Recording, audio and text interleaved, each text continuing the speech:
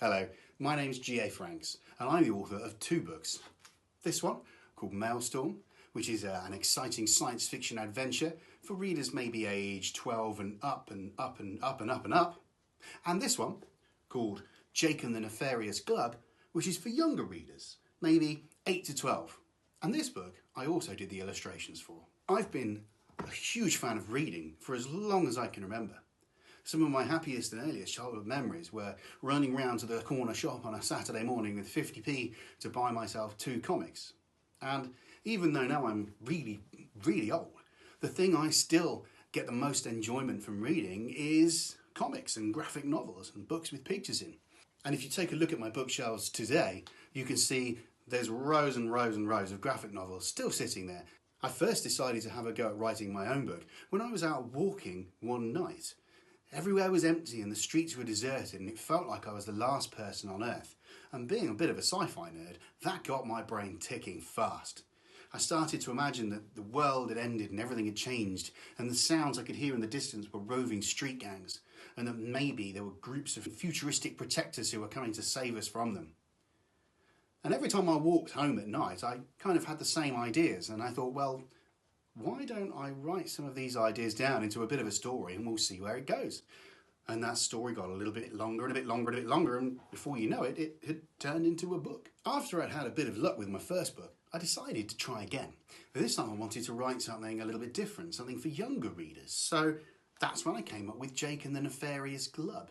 I wanted to try and capture my love of reading as a child. Jake in the story loves reading comic books and graphic novels just like I do, but his mum has other ideas, which is something I've come across in the real world. Sometimes I've found adults that think that reading comics and graphic novels isn't real reading, which I think is a load of rubbish. So anyway, Jake's mum takes him off to the library to find a real book. And when he does, it turns out to be a magic book.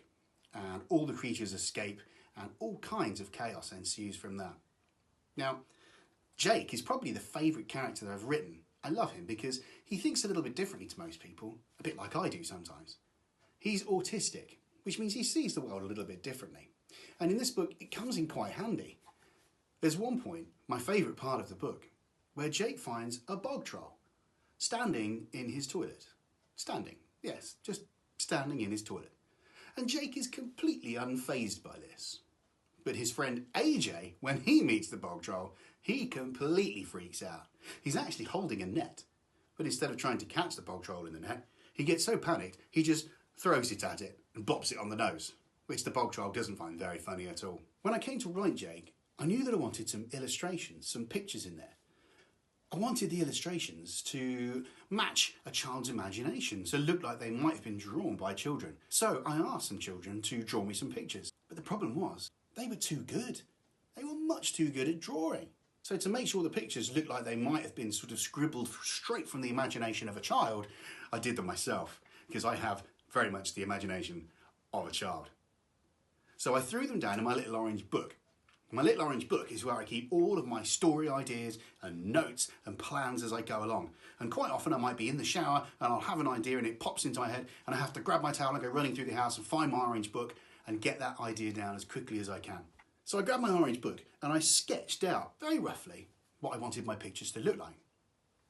Once I'd made up my mind which ones I liked and which ones I could probably never draw ever again, I got some plain white paper and a nice black pen and I drew them more properly and spent a bit more time on them, but trying to stay as close to my original rough sketches as I could. Then I scanned those into the computer, the whole shebang went off to a publisher.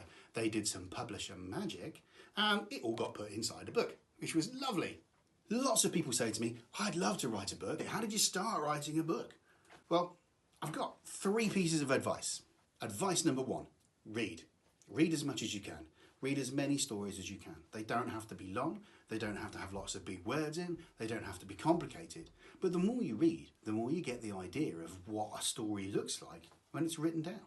Number 2, just do it. Just go write. It's the most commonly asked question I get. I'd love to write a book. What do I do? Simple. Go and write a book. Do a little bit every day. Just get a little bit of an idea, sit down and just write a few words, get a story, get the beginning going, just get started.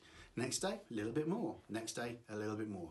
I certainly didn't write mine overnight. They took months and months and months and months. A little bit here and a little bit there. But before you know it, you've got a book. Number 3, don't listen to everyone else's advice, myself included. What was right for me or right for them might not be right for you. There's no rules. The main thing is that you enjoy reading and writing and having a go. Take care, and I'll see you soon.